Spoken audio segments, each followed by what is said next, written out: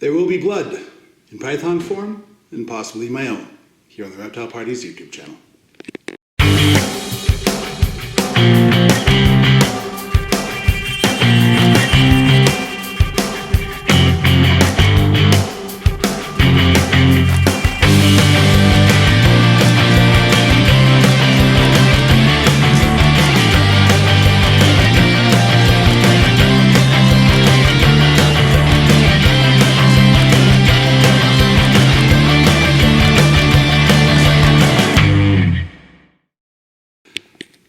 Hello everyone, welcome again to the Reptile Party's YouTube channel, and this week we are going to introduce you to the blood python.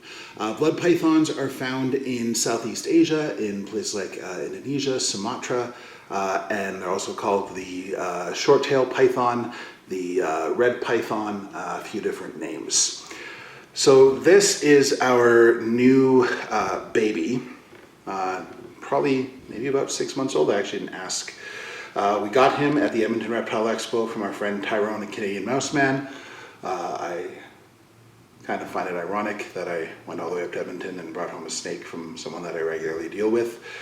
But we sort of had a conversation with him because these are such beautiful snakes, and I'm going to talk about why we sort of had to have a conversation with him. But basically, he sold both Connor and I on this this particular beauty. So this is a golden eye, and you can see that because they have gold yellow eyes, which is one of the many stunning features on this snake. Now, blood pythons, we are going to show you an adult in a few moments. Blood pythons kind of have a reputation of being nasty. That mostly comes from the fact that early on the population was wild caught. So other snakes like green tree pythons, Amazon tree boas, emerald tree boas also had a similar reputation of just being like very defensive, very bitey. But the thing about those snakes they all have kind of in common is just the way they live their lives. They are very much more ambushy. They kind of just sit there and wait. They're not as active as a lot of other snakes are. They're not as active of hunters. Basically, a blood python just buries itself underground or under leaf litter and sits there. They're not a very active snake, and they wait for prey to come by, and when they strike fast and they strike hard. Of the snakes we have, when we do feeding, our adult blood python is definitely the one that like you're just like, whoa, because it's so quick and there's so much power behind their body. So they are a thick-bodied snake, and you're gonna again see that. So, you know, he's not as heavy as he is going to get.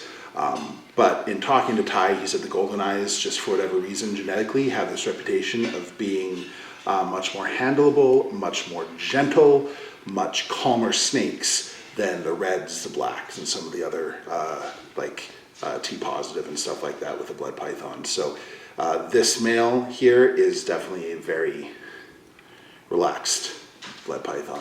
So hopefully it stays that way. So let's see what this is going to turn into.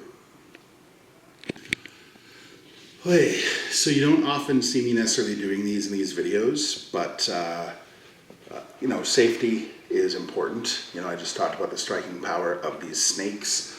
And in case you didn't figure it out from the intro and from kind of some of the talking, the blood python adult is not super friendly. So I do not do like clickbait videos. I'm not looking to get bit on camera, be like, whoa, look at that, or like the narrowly avoiding and jumping back and be like, oh, that's not what, to me, reptile education is. I don't like it. I don't like channels that do it because it just instigates myths and encourages the animals to lash out like that. That's not what we do. And so, you know, we do have snakes that are not as gentle and calm and that I wouldn't say put in a 4-year-old's lap because they might have an attitude, and that is a part of it. But we do work with them, and so I'm putting on gloves in case he does strike, so I'm not, you know, going to be like, oh, check out the blood, blah. But I do want it. This is a part of education as well, is understanding that they're not all friendly, just like dogs, cats, everything else. So let's see how this goes with our adult blood python. Yeah. All right. So yeah, it started immediately. If I wasn't wearing gloves, it would have got me on the hand. This is our adult. I actually don't entirely remember what he is. I talked to the breeder I got him from about 4 years ago last night and just said, like, do you remember what kind of blood I got? She's like, send me pictures, because I don't remember. And I just knew it was a blood. The challenging thing with the bloods, you can see they're, as I said, are very heavy bodied. And so they live on the ground. So one of the reasons that people have a hard time with them is because they treat them like boas or corn snakes or snakes that are more arboreal or willing to climb and have kind of like that musculature that's designed to climb. These guys are not designed to climb. So it's much like toads in some animals. Like you have animals that you'll see that just like they'll flail around if you're trying to pick them up because they want to be on the ground. They are close to the ground. That is how they are as a species. So if you're lifting them up and trying to like sit it on your neck, which you should never do anyways, or you're trying to hold it, they don't like it. They want to be close to the ground. They want to feel like their body is supported. So you kind of have to, if you have a friendly one, have it more sitting like on your lap or on a table or something like that, as opposed to lifting it up in the air. They are an incredibly powerful snake. This is all muscle. So they only average about 4 to 6 feet, but they can weigh over 20 pounds. And even though they're thick, they look like they're often overweight. It's their body type. They are just pure thick muscle that sits on the ground. Now, they are not threatened or endangered, but they certainly could be.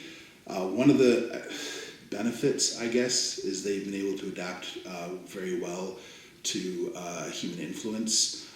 So whereas a lot of animals like orangutans and stuff are being negatively affected by palm oil plantations destroying rainforest in Southeast Asia, the blood pythons have actually able to adapt and thrive in those environments. So it hasn't affected them the way it's affected many other animals. But, it certainly, oh boy.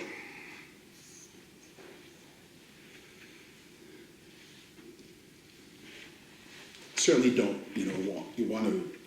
palm oil is definitely one of the things that people are definitely aware of. I don't like that he's turning towards my face. Look that way. Watch your arm. Yeah, he just tried to. It's okay. So just sit like that.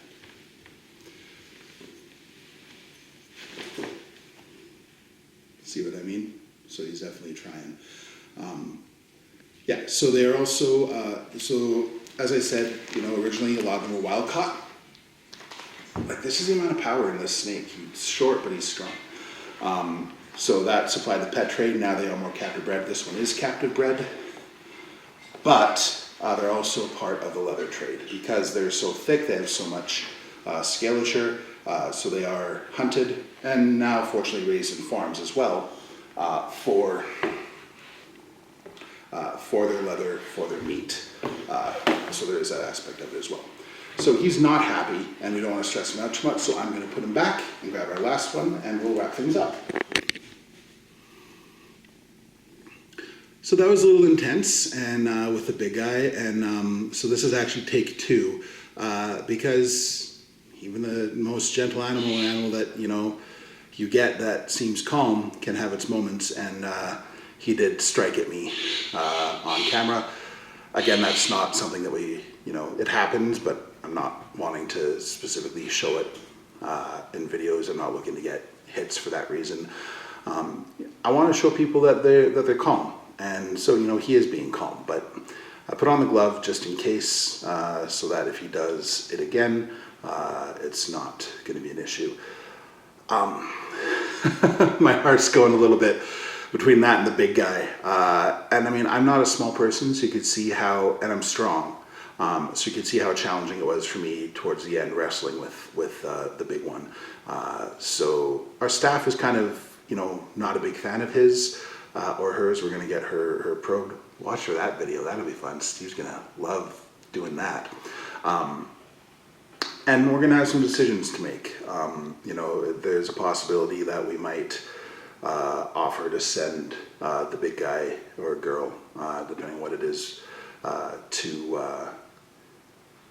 to Tyrone at Mouseman and see if he might be willing to do a trade or something, because when you're breeding, it doesn't really matter as much, their attitude, whereas when you're doing, you know, engaging with people, you definitely don't want something, and even just as they're walking past, you want something that's striking at the side of the habitat or stuff frequently. So yeah, that was a bit of an adrenaline thrill ride with our blood pythons. Fortunately, because of using gloves and sort of having an understanding of the larger snake especially, the only blood we're seeing is in python form. If you want to continue to see me not bleed on camera, make sure you hit the subscribe button so you find out, especially if you hit the bell, you'll get notification when new videos go live. Also, all of our info is below. You can find out more information about our new nature center here in Calgary. We do virtual programs, so you can take virtual classes. We will do virtual programs for libraries, schools, all around the world, literally. So check out our information below. We'd love to do some events virtually for you guys, or if you're in the Calgary or Alberta area, you can come check us out down at the nature center. So thank you for tuning in. If you did tune into this and hoping to see me get bit, no apologies, it's not my job, but I hope you'll tune in again in the future. Thanks a lot, we'll see you next time.